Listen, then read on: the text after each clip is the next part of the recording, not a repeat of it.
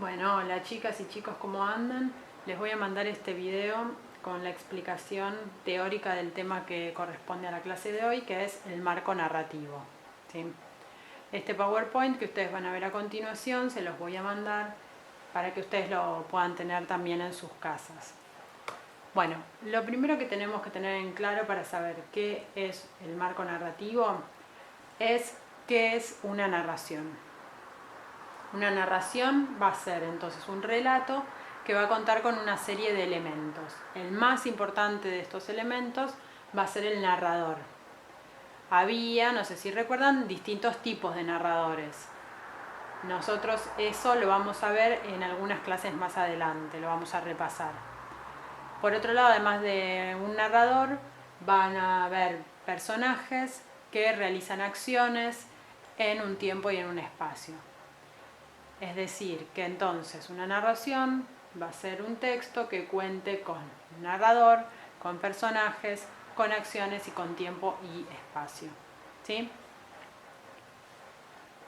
Una narración va a ser entonces un relato de hechos. Ahora, esos hechos pueden ser inventados o pueden ser reales. Los cuentos, las novelas, las fábulas, los textos de historia, etcétera, son todos ejemplos de narraciones. Ahora, obviamente no es lo mismo leer un texto de historia que leer una fábula, ¿no? Los dos son narraciones, pero la diferencia es que uno va a narrar hechos inventados y el otro va a narrar hechos reales. Entonces, cuando se trate de hechos inventados por un autor o por una autora, van a ser narraciones ficcionales. Un ejemplo de esto es la leyenda del rey Arturo que ustedes leyeron en las clases anteriores. ¿Sí? Bueno, seguimos. ¿Qué es entonces el marco narrativo? El marco narrativo es la estructura a partir de la cual se organizan los hechos de una narración. Y suele aparecer al comienzo de la historia, ¿sí? Es decir, durante la situación inicial. No sé si recuerdan que en las narraciones había tres grandes momentos. Uno era la situación inicial, el otro el desarrollo y por último el desenlace. ¿Sí? La situación inicial era el momento en el que se presentaban los personajes, el tiempo y el lugar en el que ocurrían los hechos. El desarrollo es el momento en el que ocurre el conflicto que viene a romper con ese equilibrio que había en la situación inicial y una vez que surge este conflicto los personajes intentan solucionarlo. Por último, en el desenlace va a ser ese momento en el que se resuelve el conflicto. Que se resuelva no quiere decir que le va a salir bien todo siempre al protagonista. Puede ser un desenlace que tenga consecuencias favorables o puede tener consecuencias desfavorables para los personajes. ¿Sí? Bien, vamos entonces a los elementos del marco narrativo. Son entonces el tiempo, el espacio y los datos de los personajes. El tiempo se refiere al momento histórico en el que se desarrollan los acontecimientos que se narran. ¿Sí? Puede haber una mención explícita o puede haber indicios. ¿Qué quiere decir esto? Si es explícito, quiere decir que se indica exactamente la fecha en la que ocurren los hechos. En cambio, si no es explícito, si hay indicios, bueno, nosotros como lectores nos podemos llegar a dar cuenta si se trata de un texto, de una historia, digamos, que ocurrió en un pasado lejano, en un pasado cercano, en un futuro, en el presente, etc. A partir de ciertos indicios que va a tener el texto. ¿Sí? Bien, eso vendría a ser el tiempo. En cuanto al espacio se refiere a los lugares en donde transcurre la historia, o sea, los hechos. Pasa lo mismo que con el tiempo, puede aparecer de manera explícita mencionado el lugar exacto en el que ocurren los hechos o puede haber indicios. Entonces, cuando no se mencionan de manera explícita los lugares, nosotros como lectores tenemos que prestar mucha atención, por ejemplo, a las descripciones de los espacios. Entonces, a partir de esas descripciones o esas menciones nos podemos ir dar cuenta si, bueno, no sé, la historia transcurre en la ciudad, transcurre en el campo, en la selva, en el desierto, en Europa, en América, en el mar, etc. En otro planeta, en el caso de la ciencia ficción. ¿Sí? Bueno, en cuanto a los datos de los personajes, se refiere a esa primera información, a esos primeros datos que se nos dan acerca de los personajes que van a intervenir en el relato. Entonces se nos dan indicios acerca de esos personajes y de sus características. No sé, por ejemplo, si es un niño, si son niños, si son adultos, si son ancianos, si son mujeres, varones, etc.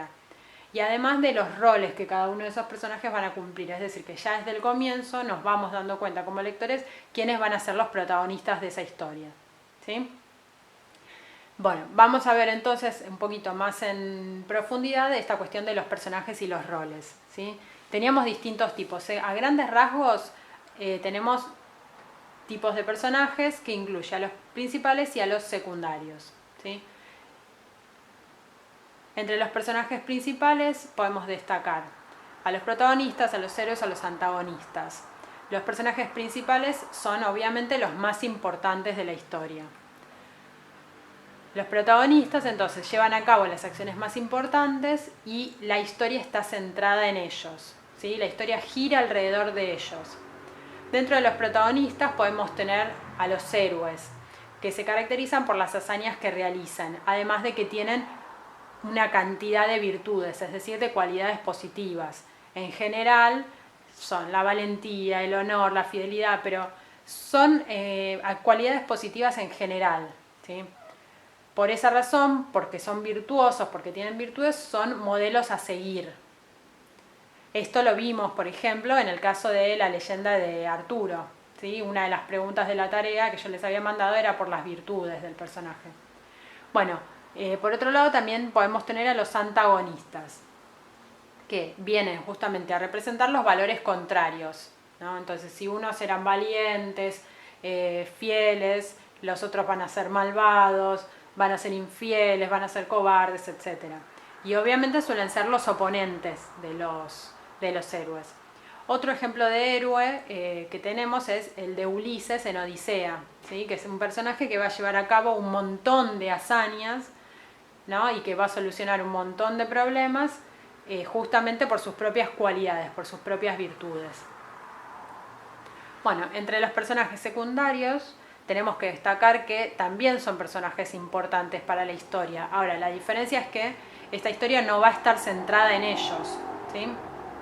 Y pueden aparecer en distintos momentos de la historia. Pueden aparecer al comienzo, pueden aparecer durante el desarrollo, etc. Dentro de los roles que pueden cumplir los personajes secundarios tenemos el de ayudante o el de oponente.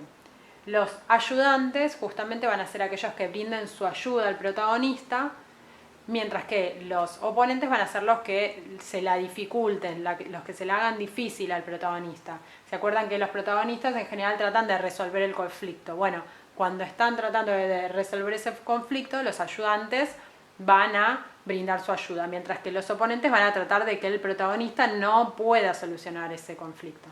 Bueno, este entonces es el tema que correspondía a la clase de hoy. Como saben, cualquier duda que tengan, escriben al mail institucional y se explica el tema de nuevo o se trata de solucionar la duda que ustedes tengan. Les mando un saludo y estamos en contacto.